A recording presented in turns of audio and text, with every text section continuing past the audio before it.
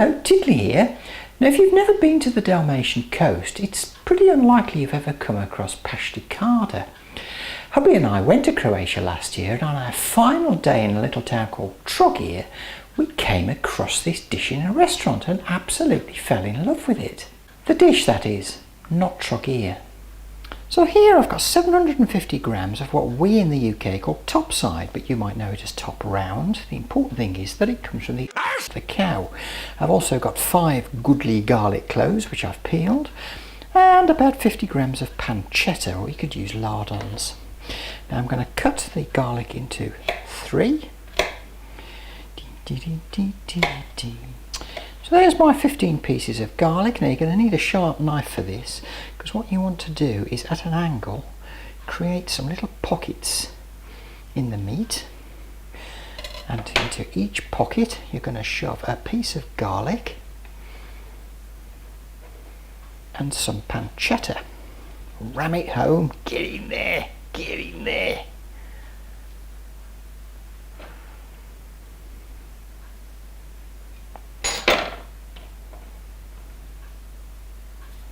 Now work your way along one side, making some nice little pockets, and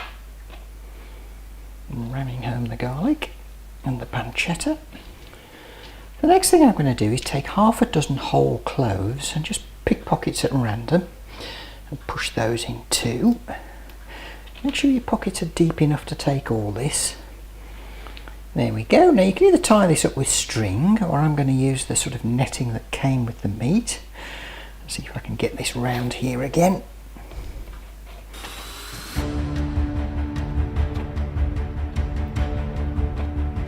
Whew, that was a bit of a faff, but I got there. Now pop the meat in a glass bowl or casserole dish. Pour on 75 ml of wine vinegar. Any wine vinegar will do, as long as it's not raspberry. Then glug in an entire bottle of red wine. Drink! Seriously, an entire bottle. Now you're not going to add in an Alox Corton 65, corked or not. Instead I recommend using something like this, which is basically a wine drink. It's cheap from my local supermarket and it works fine. Don't be ashamed to cook with plonk. Lovely. Now I'm going to cover and pop this in the fridge overnight. So 24 hours later we're ready for the next step. Remove from the marinade and pat the meat dry with some kitchen towel. Now heat a couple of tablespoons of lard in a large pan. I'm actually using duck fat because I've got some left over from the cassoulet the other week. Waste not, want not. Then pop in the meat and brown it on all sides. Turn it over. Make sure you brown all the sides. Browning the ends can be a little challenging when it's spitting like that. That was quite spectacular. Now that the meat's brown, I'm going to turn the heat down. I'm going to add in 3 chopped onions. Just arrange them around the meat. 100 grams of sliced carrot and 150 grams of diced celeriac. If you can't get celeriac, just use celery. Now just cook gently for about 5 minutes or so. Now I'm going to add in a few tablespoons of the marinade. Now I'm going to pop on the lid and leave it to cook gently for about half an hour. After about 30 minutes the veggies should have gone mushy. I'm just going to turn off the heat a minute. Now I'm going to add in the rest of the marinade. 2 tablespoons of tomato paste. Sprinkle in a teaspoon of nutmeg. Here I've got an apple, it's a gala apple, nice and sweet. I've peeled it, cored it, cut it into chunks. And here I've got about a dozen prunes, which I've cut in half, and I'm going to add about half of these into the pan. In goes a bay leaf and a sprig of fresh rosemary. Season well with salt and pepper. Give it all a bit of a mix. Now bring back to the boil.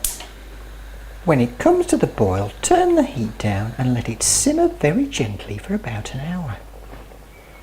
Bubble, bubble, bubble, bubble, bubble. After an hour, turn off the heat, take the meat out of the pan, fish around for the bay leaf, we'll get that out, and the sprig of rosemary, we'll take that out. There we go. And now, believe it or not, it's time to whack out the whizzy toy. Here we go.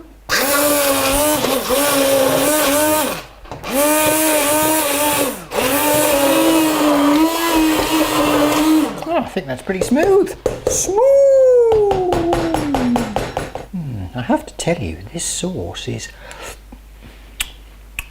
amazing. Wonderful. Meanwhile, back at the meat, I'm just going to cut the string off. Yeah, this is going to fall apart, you see. So I'm just going to cut that. And then I'm going to cut each chunk into about, well, I'm going to cut them into 1 centimetre thin slices. You're going to need a sharp knife for this because you don't want to shred the meat. Sometimes you'll see the slices cut a bit thicker, but I guess it all depends how much meat you're starting with. Plus the fact hubby likes his meat really tender, or he won't eat it. Fussy bugger. There we are, all nicely sliced. Now I've transferred the sauce to a large frying pan. That's just my preference because it's easier to serve out of this. I'm going to add in the rest of the prunes. They add like a nice little surprise into the mix. When you're eating this, stir them in. Now add in the slices of meat.